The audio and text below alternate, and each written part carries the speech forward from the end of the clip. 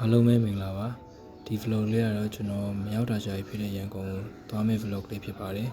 ဇုံးတီကြည့်ပေးကြပါအောင်ဗျ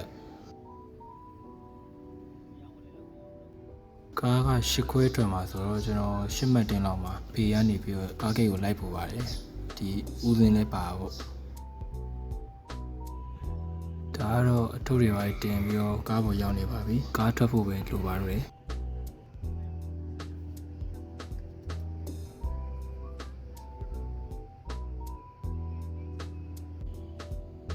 ဒီရန်ကုန်မန်းလေးအမြန်လမ်းပေါ်ရောက်ဖို့ကျွန်တော်တို့တရားကျိုးနေလို့အရင်လမ်းဟောင်းဘက်ကနေပြီးတော့꿰ပတ်သွားရတာပါအဲ့လမ်းဟောင်းကျတော့မြို့ရဲတွေကနေဖြတ်ရဆိုလမ်းတော့တော်တော်ရှုပ်ပါတယ်ကျင်းလေးကျင်းပါတယ်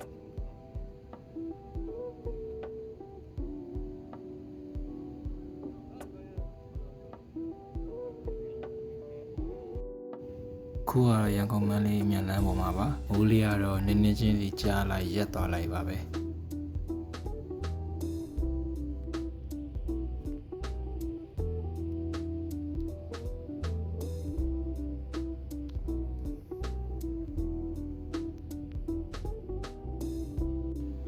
ရှစ်ခွဲကနေစထွက်လာပြီးတော့မောင်းလာလိုက်တာအခုနေ့လယ်7နာရီခွဲလောက်ကြာတော့ဒီရင်ရင်နားစကန်ကိုရောက်တယ်ပေါ့နော်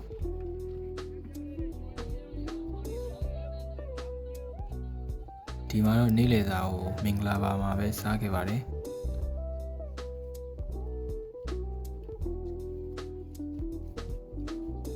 အရင်ဆုံးနေ့လယ်စာမစားခင်တွိုင်းလက်ကိုရင်သွားပါတယ်ဦးစင်းနဲ့အတူဆိုတော့ဓမင်းတွေပါခူးခဲ့ပြီးနေရပါ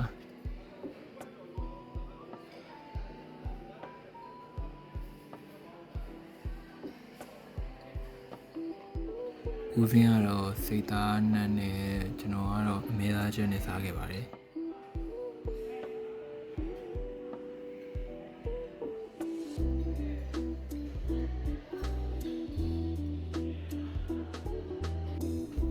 စားပြီးတောက်ပြီးတော့ကားပေါ်မတက်ခင်ကာရာဘောင်လေးတပူဝယ်လိုက်ပါသေးတယ်။ဦးစင်းကိုဘုံမလားလို့မေးလိုက်တော့ဦးစင်းမဖုံးဘူးဆိုလို့မဝယ်ခဲ့ပါဘူး။ခေရတော့ဝယ်ခဲ့လိုက်ရမှာပါ။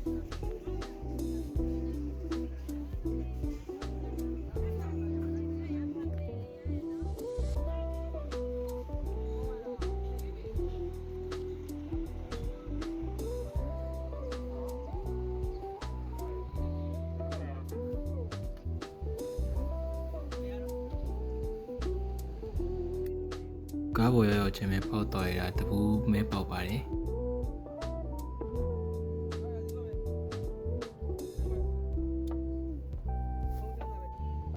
အဲ့လိုနဲ့မောင်းလာလိုက်တာတော်တော်ကြာတော့ဘယ်နှမိုင်မှလည်းမသိဘူးခဏကျမ်းမာရေးအတွက်ဆိုပြီးတော့ရနာပြပါတယ်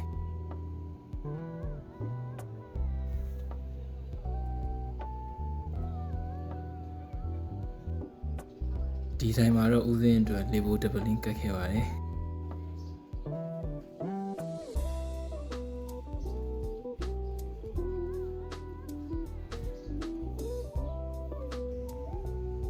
လမ်းမှာတော့မိုးတွေကအများကြီးကြားလိုက်ရက်သွားလိုက်ကြားလိုက်ရက်လိုက်နဲ့သက်တိုက်ပါပဲ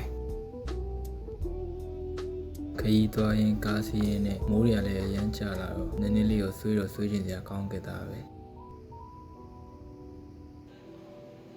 ဒါကတော့0မိုင်ကိုဖြတ်ခဲ့ပြီးတော့မြို့ဝင်နန်းလေးမှာစီဖြည့်နေရပါ0မိုင်မှာတော့နိုင်ဝက်45မိနစ်လောက်တော့ခြားကြီးတန်းခဲ့ရပါတယ်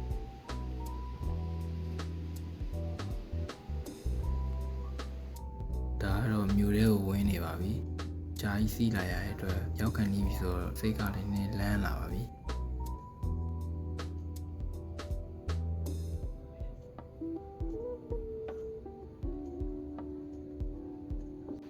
ကားဂိတ်ကိုရောက်တော့ဦးလေးကနေလာကြိုပေးပါတယ်။